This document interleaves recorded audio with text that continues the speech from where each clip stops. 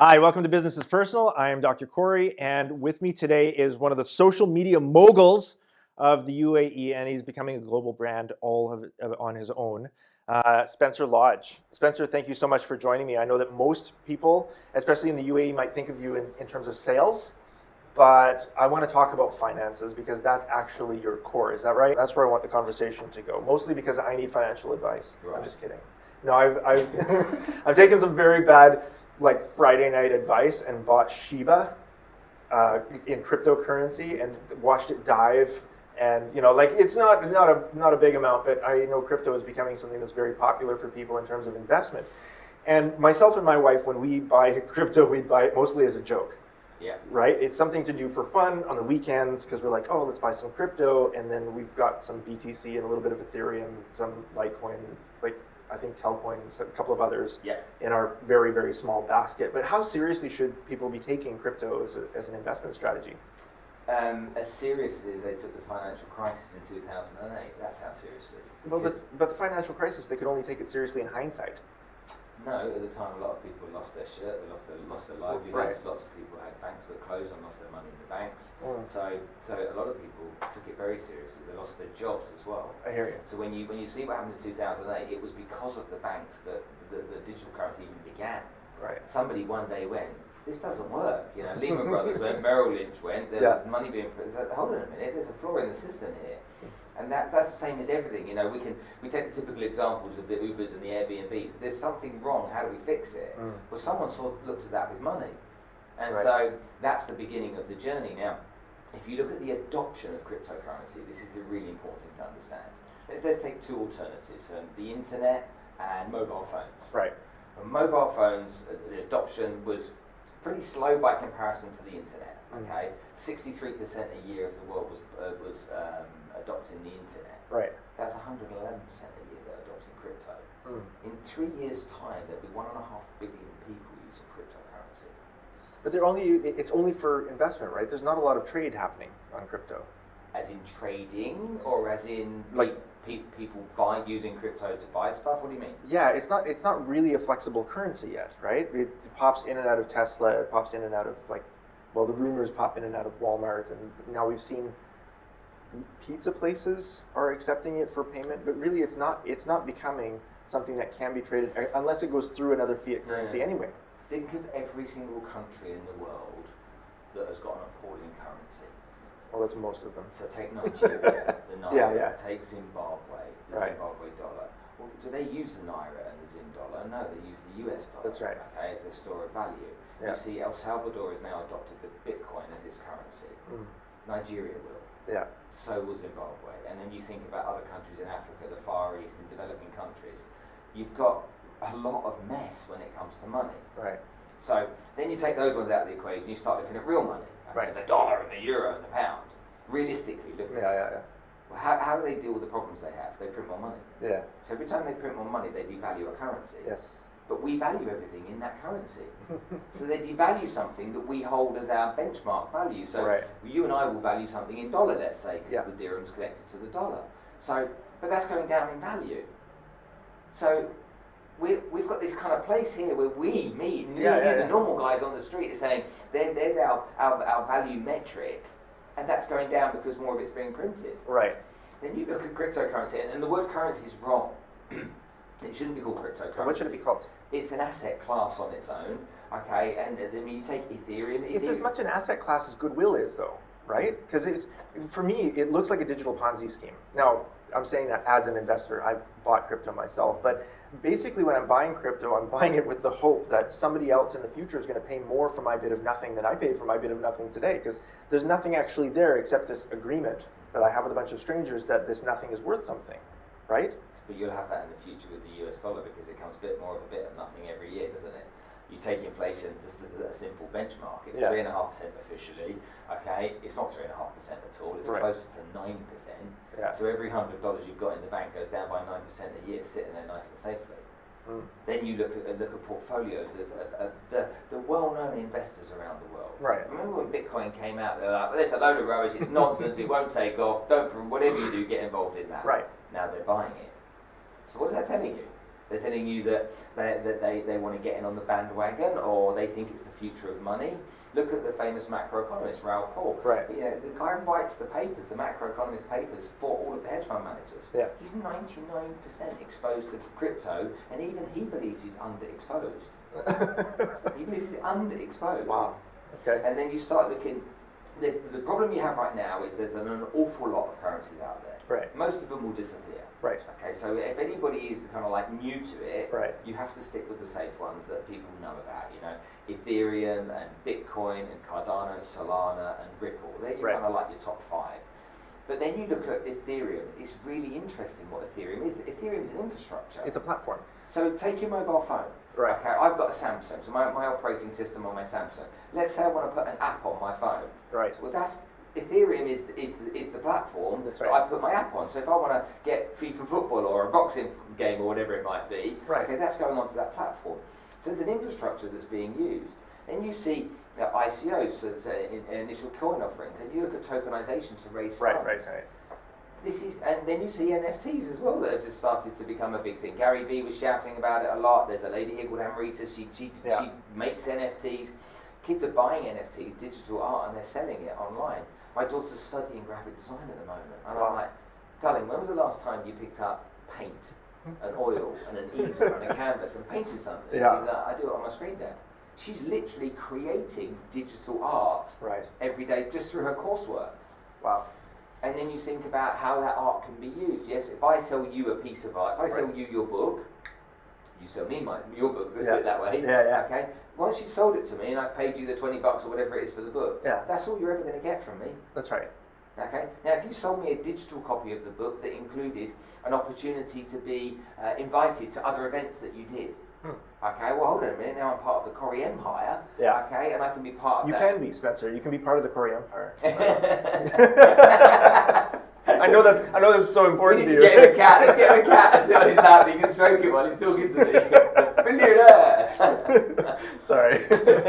I couldn't resist, man. I couldn't that's resist. fine. No, but I get it. Like NFTs is like it's a value added to something digital. Now, I remember it was just a couple of months ago that they sold the Charlie Bit My Finger video. And there was a threat that it might disappear off of YouTube.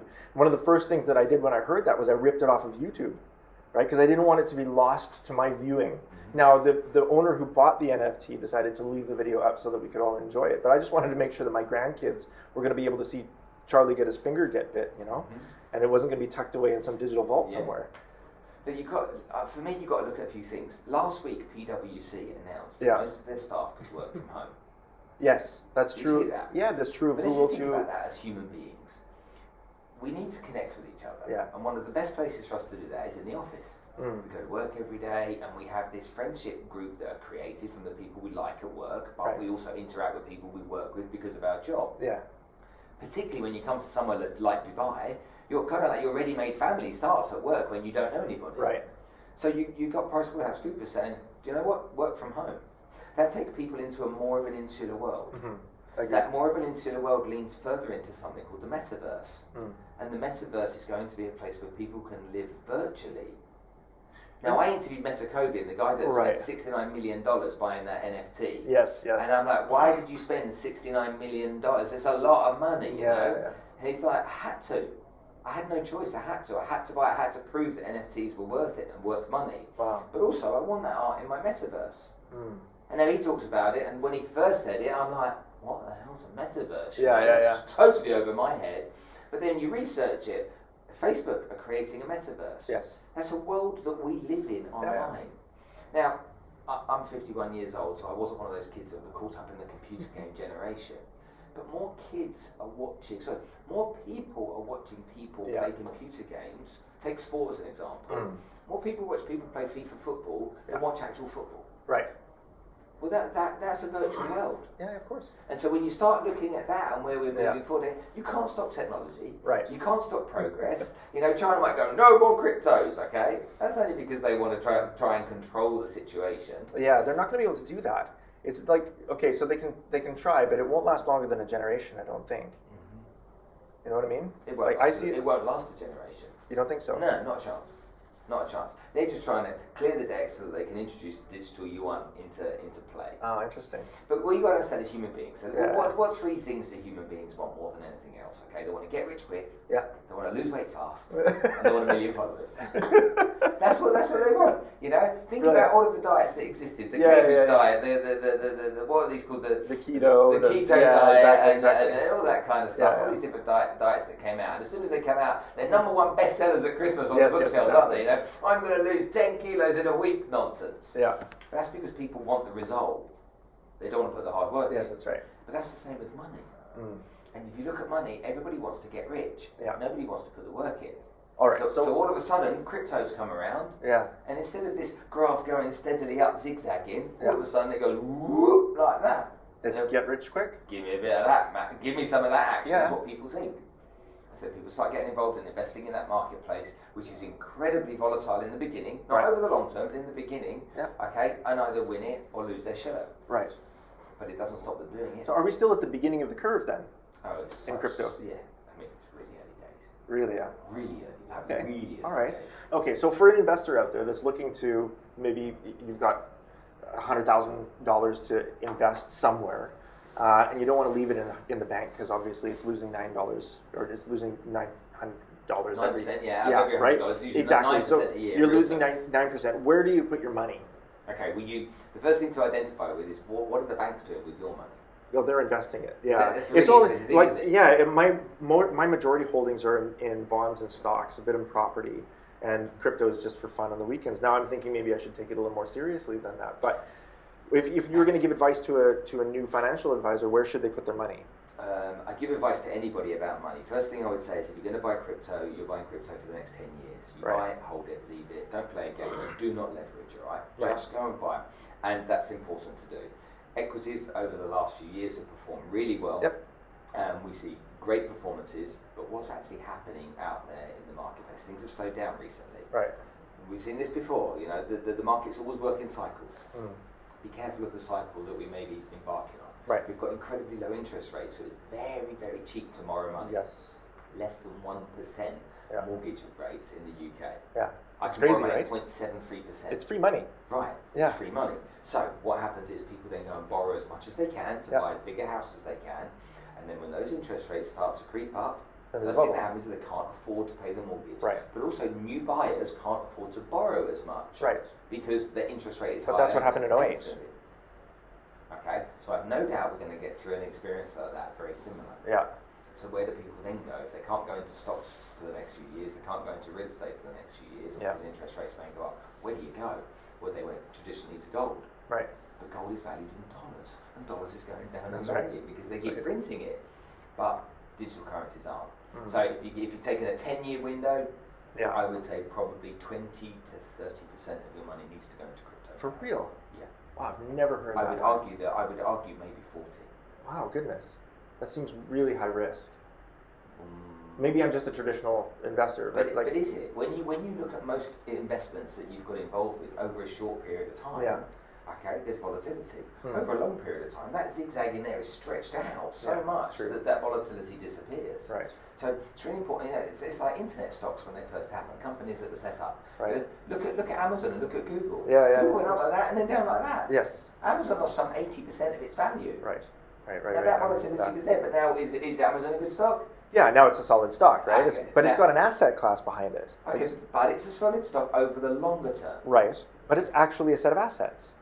Yes, it's a company. Okay, so the crypto isn't a set of assets. But with respect, it only takes Jeff Bezos to have an affair, okay, or some news to come out that he's... But it does, though. News to come out that he's dated a 17-year-old girl secretly. Yeah. And before you know it, what happens to Amazon stock? You've seen it countless times in the past. Right. Over and over again. And again, somebody that bought in at whatever the price is, the peak of what it is today, it goes down 25%, they just lost their shirt. Right. So it's important to understand these things. And again, like the internet. Right. Okay, what did everyone say at the beginning of the internet? I said it. Yeah. That won't catch on. What a load of nonsense. I'm not banking on I remember that run, yeah. And then there was the run on all of the new websites in the late 90s when everybody was like buying every other website for millions of dollars. And they were pumping all of this money into I was going to say something, but it's not true. They were pumping all of this money into nothing, into brands with ideas that didn't have any asset behind them. startups are brands or businesses with ideas in the early part, and the bigger risk is investing at the very beginning of that journey. That's right. Okay, but the bigger reward comes from that risk if it takes off. Right. So If it takes off. if you'd got involved in Amazon 15 years ago, right, that's true. okay, sat down, you and I might have had a coffee over Amazon 15 years ago and gone, not a chance, matey. Books online, no chance, yeah. But now books are going digital now. yeah, books. Who's going to buy books online? You know? But it's understanding that is that mindset at the moment. Yeah, There's a lot of people right now in the crypto space, or looking at cryptos, going really volatile. It's really scary. I don't understand it. The problem is the understanding. Right. Most people don't know what the blockchain is. Right.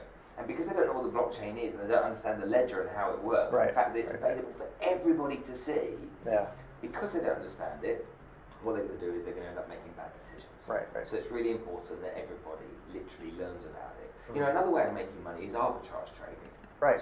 And arbitrage trading is fantastic because with arbitrage you trade across all of the asset classes. Right, it's true. So whether that's commodities, soft or hardware, equities, currencies, fixed income, all of those asset classes there. But arbitrage traders make money when the markets go down as well as up. Right. Because they're looking for margins. That's right.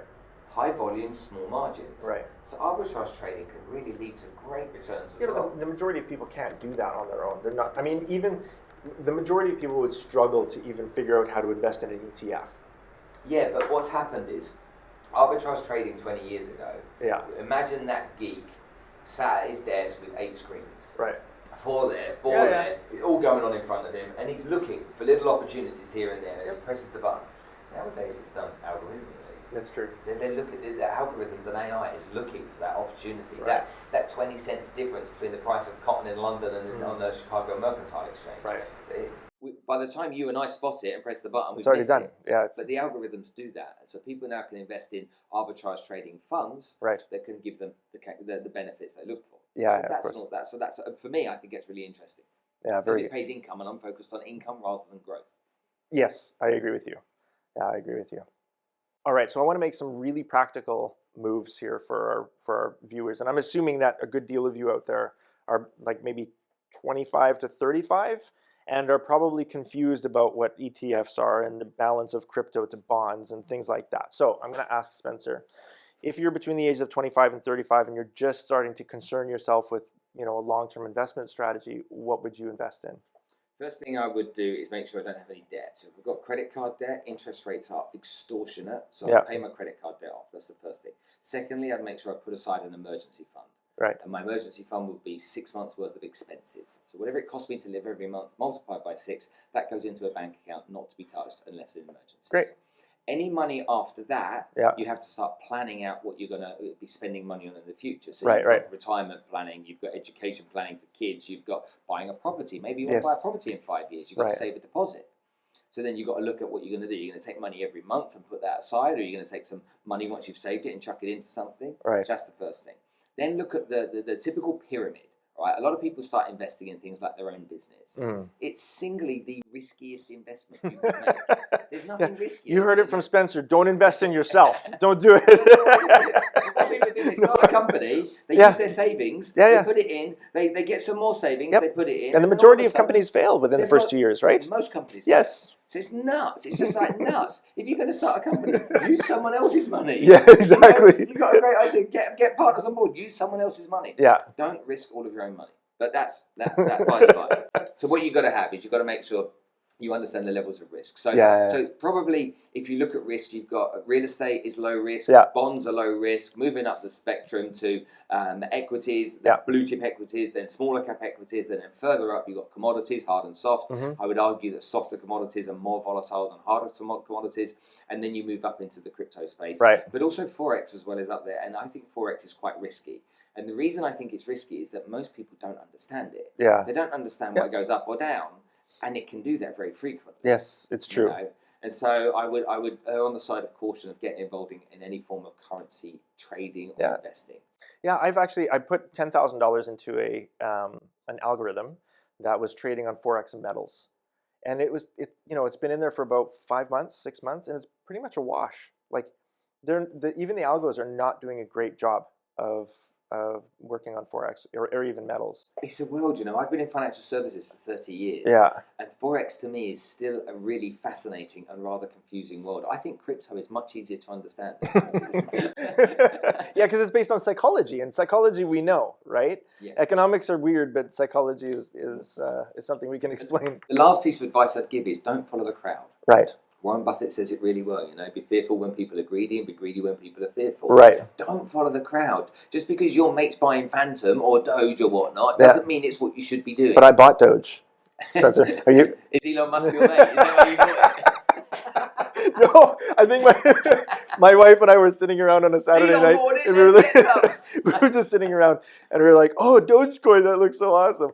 And it was like it was one of those things where it's like just past midnight, and you think it's like the really right thing to do at the time, so we picked it up. But it was like my wife and I have always viewed crypto as a form of gambling. Right, but now I'm maybe taking it a little bit more seriously as a result of this conversation. So I really appreciate that. Thank you so much for being with us, Spencer. My pleasure. I appreciate it.